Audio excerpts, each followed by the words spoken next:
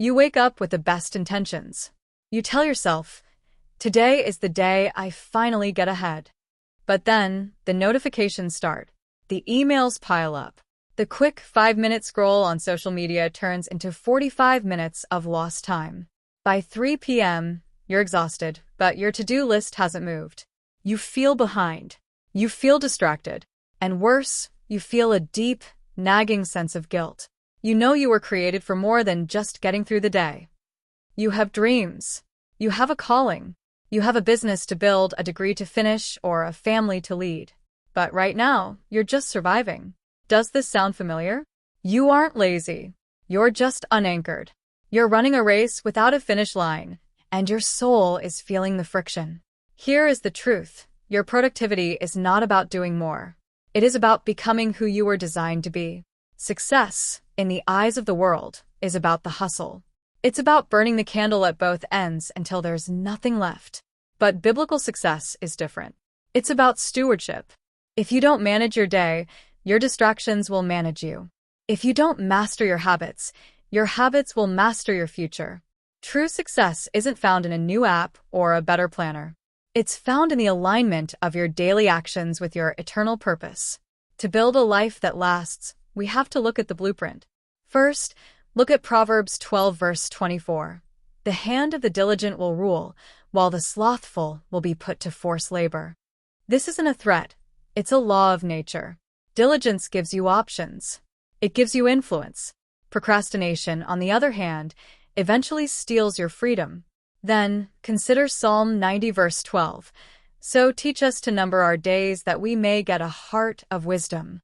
Wisdom starts with acknowledging that your time is a finite resource. You don't have forever to start that project. You have today. Finally, remember Colossians 3 verse 23. Whatever you do, work at it with all your heart, as working for the Lord, not for human masters. This changes everything. Your spreadsheets, your study sessions, your sales calls, they aren't just chores. They are acts of worship. When the why is for Him, the how becomes much more disciplined. Modern science is finally catching up to these ancient truths. Let's talk about dopamine.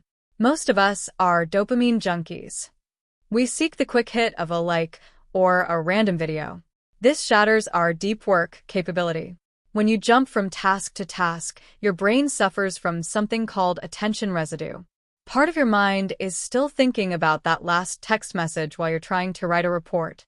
Neuroscience tells us about neuroplasticity, the brain's ability to rewire itself. Every time you choose to focus instead of scrolling, you are physically strengthening the neural pathways of discipline. The Bible calls it renewing the mind. Science calls it rewiring the brain. When you practice the Sabbath principle, intentional rest, you aren't being lazy.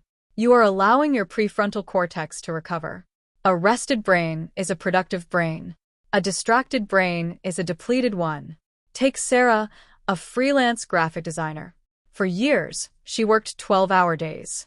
She was always busy, but her bank account didn't reflect it, and her relationship with God was non-existent. She was burnt out.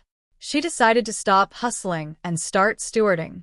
She implemented a first fruits morning, giving the first hour of her day to prayer and high-priority work before checking her phone. The result? She finished her work in 6 hours instead of 12. Her creativity peaked. Her anxiety plummeted.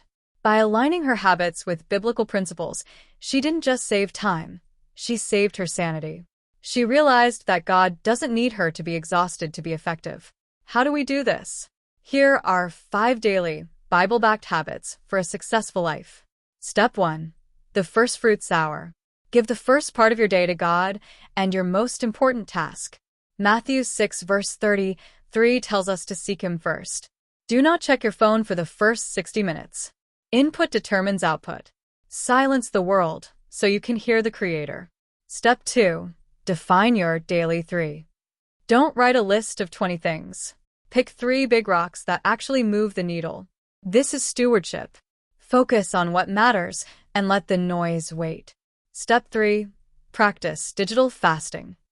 Set specific times to check emails and social media. In 1 Corinthians 6 verse 12, Paul says, I will not be mastered by anything. Don't let your smartphone be your master. Schedule your distractions so they don't schedule you. Step 4. The midday reset. At noon, stop for 5 minutes. Breathe. Pray. Realign your heart with Colossians 3 verse 23. Remind yourself who you are working for. This breaks the cycle of stress and prevents afternoon burnout. Step 5. The evening audit. Before bed, number your days. Reflect on what went well and what didn't. Forgive yourself for the mistakes. Thank God for the wins, and lay your burdens down.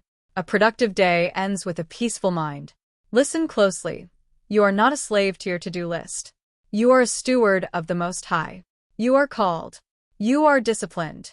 Not because you are perfect, but because the Spirit of God lives within you, and He is a God of order, not confusion. Your work is not a burden. It is a platform.